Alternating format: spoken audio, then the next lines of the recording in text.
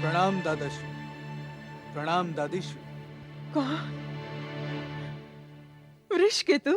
जी दादीश्री, मैं वृषकेतु हूँ। वृषकेतु? अरे पौत्र, तुम इतनी दूर क्यों खड़े हो? आओ मेरे पास आओ।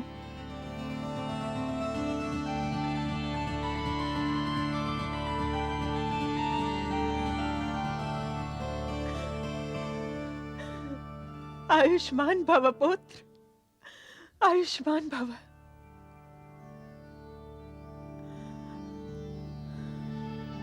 आयुष्मान भव।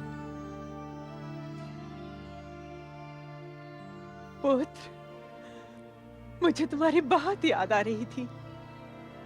सोच रही थी स्वयं जाकर तुमसे मिलूं, किंतु मुझे आशा नहीं थी कि तुमसे यहीं भेंट होगी।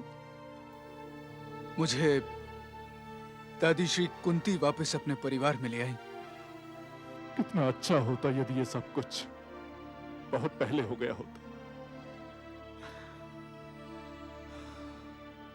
परंतु होता कैसे? दो ही तो व्यक्ति थे जो इस परिवार की एकता को बनाए रख सकते थे, एक मैं और दूसरा पुत्र कर्ण। मुझे जो करना चाहिए था वो मैंने किया नहीं, और पुत्र कर्ण जो कर सकता था वो कर नहीं सका, क्योंकि तब तक बहुत देर हो चुकी थी। पुत्र, कर्ण ने तो मुझे बताया ही नहीं कि वो कुंती का पुत्र था। मुझे तो अब पता चला, किंतु होनी को कौन टाल सकता है? जो होना था कदाचित वही हुआ। कितना महान था हमारा कर्ण। वो जानता था कि वो किस परिवार का दीपक था, किंतु उजाला वो हमारे आंगन में फैला रहा था।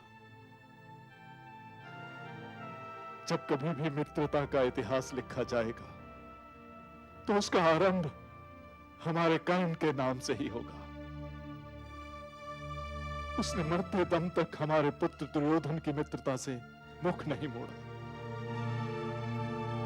वो तो आदर्श मित्रता का एक जीता जागता उदाहरण था। ऐसी मित्रता ना अब तक कभी हुई है, ना ही कभी होगी। कितना उपकार किया है उसने हम पर। उसके मुख से निकला हुआ एक शब्द उसका भाग्य बदल सकता था। जीवन उसे गले लगाने के लिए व्याकुल था, किंतु उसने मृत्यु को गले लगा। अब इन बातों से क्या लाभ आर्य पुत्र? कर्ण तो नहीं आ सका, किंतु उसका पुत्र तो वापस आ गया है अपने परिवार में। जाने वालों की शोक में आने वालों के स्वागत को क्यों भुला दिया जाए? पुत्र, तुम आ गए हो तो मुझे ऐसा लगता है जैसे मेरे जीवन का सारा सूनापन समाप्त हो गया हो। मेरे सारे पुत्र जा चुके हैं, बस अब तुम मेरे हो। आओ पुत्र, अपनी दादीश्री के गले लग जाओ।